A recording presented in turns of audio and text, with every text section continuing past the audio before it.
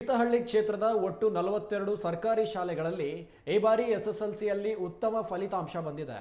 ಇದಕ್ಕೆ ಮೂಲ ಕಾರಣ ಸರ್ಕಾರಿ ಶಿಕ್ಷಕರುಗಳು ಎಂದು ತೀರ್ಥಹಳ್ಳಿ ಶಾಸಕ ಆರಗ ಜ್ಞಾನೇಂದ್ರ ಮೆಚ್ಚುಗೆ ವ್ಯಕ್ತಪಡಿಸಿದ್ದಾರೆ.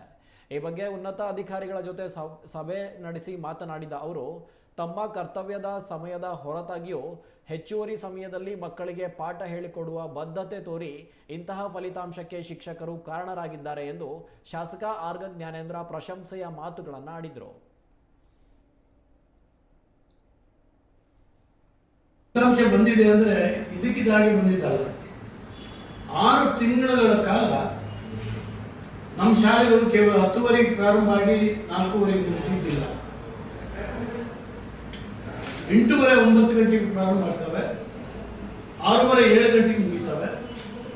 ಕೆಲವು ಭಾಗದಲ್ಲಿ 9 ಗಂಟೆ ನಂತರ ಕೂಡ ಉಳಿದಿದ್ದಂತ ಒಂದು ಸಂದರ್ಭಗಳು. ಪ್ರತಿಯೊಂದು ಶಾಲೆಯೂ ಕೂಡ ಸ್ಪರ್ಧೆಗೆ ಬಿದ್ದವರ ರೀತಿಯಲ್ಲಿ ಮಕ್ಕಳನ್ನ ಪರೀಕ್ಷೆಗೆ ತಯಾರು ಮಾಡುವಂತ ಕೆಲಸವನ್ನ ಮಾಡೋದು. ನಾವು ಅನೇಕ ಸರಿ ಅಂದ್ಕೊಂತೀವಿ, ಸರ್ಕಾರಿ ನೌಕರರು 10 ಗಂಟೆಯಿಂದ 4 ಗಂಟೆ ಇದ್ದರೆ ಸಾಕಾಗುತ್ತೆ. ನಮ್ಮ ಶಿಕ್ಷಕರು ಅಪರೂಪದ ಸರ್ಕಾರಿ ನೌಕರರು.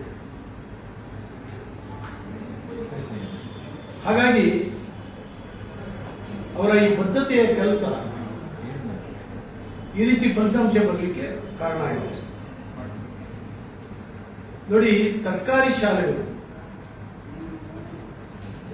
ಒಟ್ಟು 42 ಶಾಲೆಗಳಿದ್ದಾವೆ. ನಮ್ಮ ಈ ಫಲಿತಾಂಶ ಬಂದಿದೆ ಅಂದ್ರೆ ಇದಕ್ಕಿದಾಗಿ ಬಂದಿದ್ದಲ್ಲ.